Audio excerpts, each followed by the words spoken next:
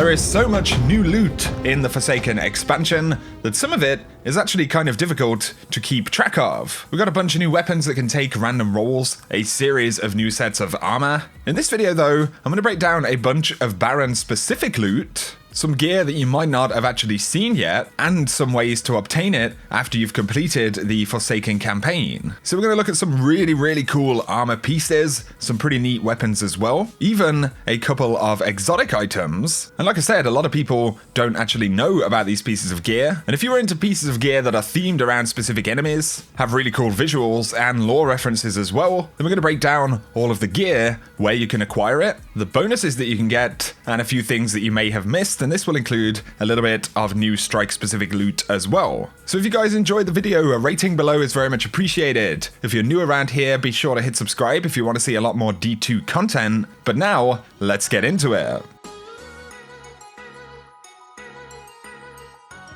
So, as I mentioned just a moment ago, there are a bunch of specific pieces of themed gear that you can pick up, and some of them are related to the Barons inside of the Forsaken expansion. So there are 3 helmets right here. We have the Toro Battle Celebration Mask for the Titan, which is a pretty cool looking thing. A very unusual looking hunter helmet called the Neothronius Breather, I think that's how you say that. And for the Warlock, we have the Ementin Ritual Mask, which is pretty awesome as well. We'll talk about the bonuses for these in just a moment, but to acquire these helmets, you essentially will get them randomly when you kill Barons from the Forsaken expansion. So you may be wondering, how on earth are we going to do that if we've already completed the story? Well, you can actually get these dropped inside of daily missions. So if you look at the Heroic Daily Mission playlist, you can select a bunch of different missions. Any that have Barons in them, or Scorn missions from the Forsaken expansion, have a chance to actually drop these. On top of this, any heroic adventures that may come up on a weekly basis, any of the Baron hunts that become heroic adventures, they will have an opportunity to drop these as well. If you run the campaign after you've hit level 50, apparently these pieces of gear can drop, so that may be useful on other characters. But actually one of the most consistent ways to get these drops is going to be inside of the Fanatic Strike that we can do right now. So any of these pieces of gear, as far as I'm aware, can drop in the Fanatic Strike. So this will be one of the main ways that you can actually farm for these specific pieces of gear. So the other day, the Machinist mission was actually up as a daily heroic. You can see that I get a weapon called Death by Scorn. We'll talk about that briefly in a moment. But this is where my buddy got the Neothronius Breather, the helmet for the Hunter. And we did another run right here, where you can see my pal Easy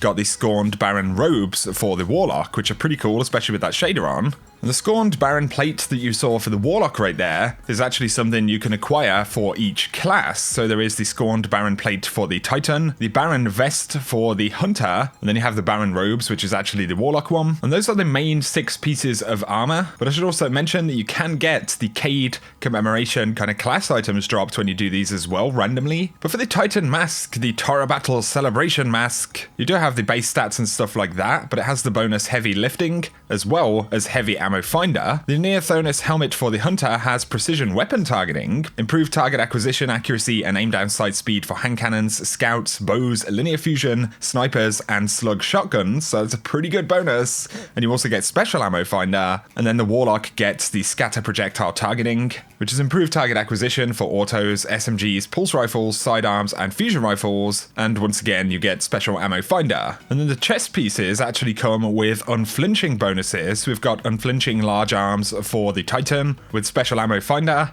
unflinching light arms for the Hunter with primary ammo finder, then the Warlock gets unflinching rifle aim with primary ammo finder. So those pieces of armor are really neat. They come with some pretty decent bonuses. They are fixed rolls, but you can collect any of these armor pieces from completing any of the activities we just mentioned. However, that is not everything. So there is a Cade 6 Sparrow that you can actually acquire, and this is called the Gambler's Palm. And you can see that you've got a flavor text right there from Cade 6. The description does say that you can get it from completing wanted escapee bounties for the spider, but numerous drops, including some that happen when we were playing, tell us that you can get this from any of the sources that you can get the other specific loot from as well. I should mention that any campaign kind of weapon drops can drop here as well, so the No Turning Back combat bow, as well as the Vestian Dynasty. And there is also a grenade launcher called Through the Fire and Flood, which you can get as well. But then there's the Death by Scorn, which is a pretty interesting sidearm, because it's a 2-burst fire sidearm, and that's aggressive burst, so kind of like the new hand cannon archetype. It also comes with full auto, and then you've got Headseeker or Zen Moment. So it's a pretty interesting weapon, actually pretty fun inside of PvE content, very solid in PvP, doesn't have a lot of range, but if you are in close range, it absolutely shreds Guardians down. So that's another weapon that will come from here. On top of this, the Great Beyond, a legendary ship, is essentially the ship that you can get as part of the set, and it drops just like any of the other items. Most of those are kind of Tangled Shore-focused items, apart from any missions that may take place in the Dreaming City, like the Fanatic. But inside of Dreaming City, there are a couple of items you might want to look out for as well. So we have a Taken exotic sparrow right here, called the Harbinger's Echo. And you've got some lore right there from the Techian Ilan, which is pretty cool. And it's almost like the Whisper of the Worm equivalent sparrow right there. Pretty cool Taken effect, obviously. Now, this thing is pretty rare. I've had a couple of tweets come from folks who've said they got this dropped randomly. And the actual source is listed as coming from completing activities in the Dreaming City. And I believe that could be pretty much anything. So you could be doing Blind Well, you could be doing heroic events, Ascendant challenges, or things like that. You have an opportunity to get this new exotic sparrow, which is pretty neat. Obviously, the Dreaming City is absolutely packed with secrets and things that we've still yet to discover. We're going to have the raid in the Dreaming City. I did speak about what is going to be the raid exotic the other day, so if that's something you missed, you can definitely go back and check it out. But there is another weapon which will ultimately come from the Dreaming City as part of an exotic quest, and it's an exotic quest that many of us, I believe, have already actually started. So I'm talking about the Wish Ender. This is the new Awoken themed exotic in the Forsaken expansion. Now, if you remember, of course, we had to get the Awoken talisman in order to actually get to the Dreaming City.